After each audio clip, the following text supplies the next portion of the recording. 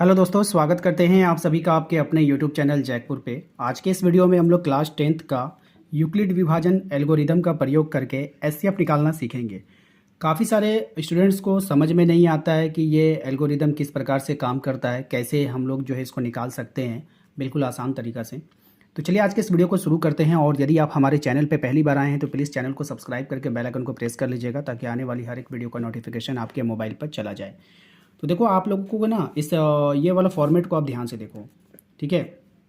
ये वाला फॉर्मेट क्या होता है ना, ये जो ए होता है हमारा, जो बड़ी संख्या होती है वो होता है, ठीक है, जिसको हम लोग कटाते हैं।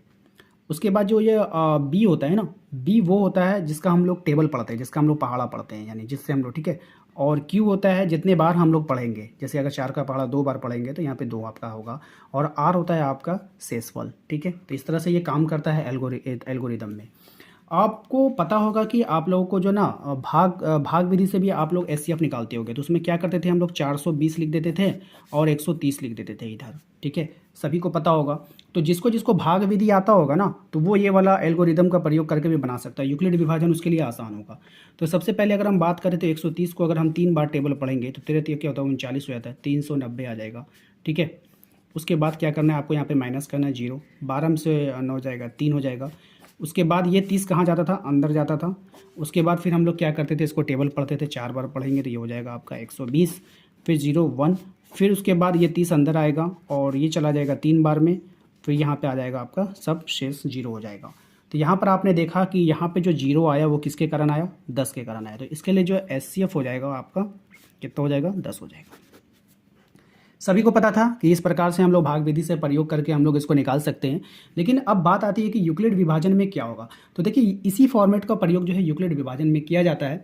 कैसे किया जाता है, अब देखो यहाँ पर ये कि कौन सी नंबर हमने आपको बताया जिसको हम लोगों को कटाना है। तो 420 को कटाना है तो 420 लिखना, बराबर कर दीजिएगा, ठीक है। बराबर करने के बाद आपको जिसका टेबल पढ़ना है, टेबल किसका पढ़ना है आपको, 130 का, ठीक है। तो 130 का टेबल आपने कितनी बार पढ़ा है, 3 बार, ठीक है। तो आप यहाँ पे लिखो 3 और शेष कितना आया आपका, 30 आया, तो आप यहाँ पे 30 लिखिएगा, ठीक है। ये आपका पहला लाइन कंप्लीट हो गया। यूक्लिड विभाजन का जो पहला लाइन है ये कंप्लीट हो गया।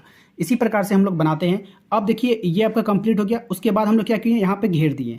घेरने के बाद क्या, 30 का टेबल पढ़ें, तो जिसका हम लोग टेबल पढ़ते हैं उसको हम लोग यहाँ पे लिखते हैं ना, और जिसको कटाते हैं, अब किसको कटाएंगे, 130 अंदर आ रहा है तो 130 हम लोग यहाँ पे लिखते हैं, ठीक है। अब 30 का टेबल हम लोग कितनी बार पढ़ा है, 4 बार, तो 4 लिखेंगे। और शेष आपका कितना आया था, 10 आया था, तो यहाँ पे आपको 10 लिखना है, सिंपल है। इसके बाद फिर ऐसे डैश दीजिए। फिर हम लोग यहाँ पे क्या करते हैं, जिसका टेबल पढ़ते हैं, अब हम लोग किसका टेबल पढ़ेंगे, 10 को घेरेंगे तो 10 का टेबल पढ़ेंगे तो 10 लिखेंगे। और किसको कटाना है, अब आपको 30 को कटाना है, तो यहाँ पे 30 लिखेंगे, ठीक है। 30 को कटाएंगे तो 10 का टेबल में 30 कितनी बार में आएगा, 3 बार में, और शेष क्या हो गया, 0। जैसे ही आपका शेष हो गया, किसके टेबल पढ़ने से हुआ, 10 का टेबल पढ़ने से हुआ, इसीलिए जो आपका एचसीएफ हो जाएगा वो कितना हो जाएगा, 10 हो जाएगा।